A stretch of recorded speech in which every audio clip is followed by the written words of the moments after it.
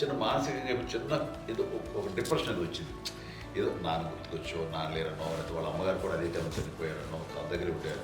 ఏదో ఉన్నప్పుడు మేము అందరం సపోర్ట్గా ఉండి మా కొన్నాళ్ళు నా దగ్గర ఉందిగా అని చెప్పేసి అప్పట్లో అమ్మ వేరేగా ఉంది. ఉన్నప్పుడు ఒకటే మాట అమ్మ, నీలాంటి గర్భం అంటే అంజనమదే గర్భం అని బయట ఎన్నోసార్లు నా ఫ్రెండ్స్ కానివ్వండి, బయట కానివ్వండి, కొన్ని సందర్భాల్లో మీటింగ్లో కానివ్వండి, స్పీచెస్లో కానీ అన్నవాళ్ళు ఎంతోమంది అన్నారు. వాళ్ళు ఆ మాట అంటే రీజన్ తెలుసా నీకు? కోటాను కోటాల్లో ఎంతమంది తల్లులకు నీకు వచ్చిన అదృష్టం, నీకు లభించినటువంటి గౌరవం ఎవరు లభిస్తున్నాను.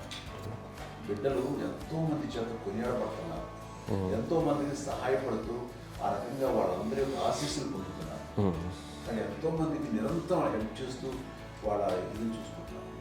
అవి ఆ భగవంతుడు మీరు చేసిన పూజల వలన ఆ భగవంతుడు మన నెక్స్ట్ తరాలకు కూడా మనకి ఇలాంటిది వారసత్వంగా ఇస్తూ అదే రకంగా కొనసాగించేలాగా మాకు అదృష్టాన్ని ఇచ్చారు.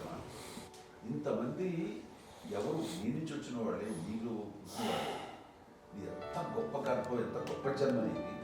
అలాంటిది నువ్వు ఇలా అవటమేంటి? ఎంతసేపు ఇది హై లెవెల్లో ఉండాలి నీ ఫీలింగ్స్గా నువ్వు కానీ. అంతే నువ్వు ఇలాగా కుంగిపోవడం ఏంటమ్మా అని చెప్పినప్పుడు నిజమే కదా, నేను అవటం ఏంటి? ఇది నీది కాదు, నాది కాదు, నువ్వు నమ్ముకున్న భగవంతుడు నీకు ఇచ్చింది అనుకుంటావు కదా. నువ్వు ఆ భగవంతుడి కృతజ్ఞత తీర్చుకోలేక ప్రతిరోజు ఆయన ధ్యానించు, ఆయన పూజలో ఉండు, నీకు ఆయనే ధైర్యం ఇస్తాడు. అంతేగాని నువ్వు నెగిటివ్ సైడ్ ఆలోచించకమ్మా. మా అందరికీ పాజిటివ్నెస్ ప్రివైల్ చేసిన దానివి, ఇచ్చిన దానివి, అందించిన దానివి. అలాంటి నువ్వు నెగిటివ్ వైపు వెళ్ళిపోకూడదు అంటే అంతే, మళ్ళీ అటుపక్క ఎప్పుడు గెలలేదు.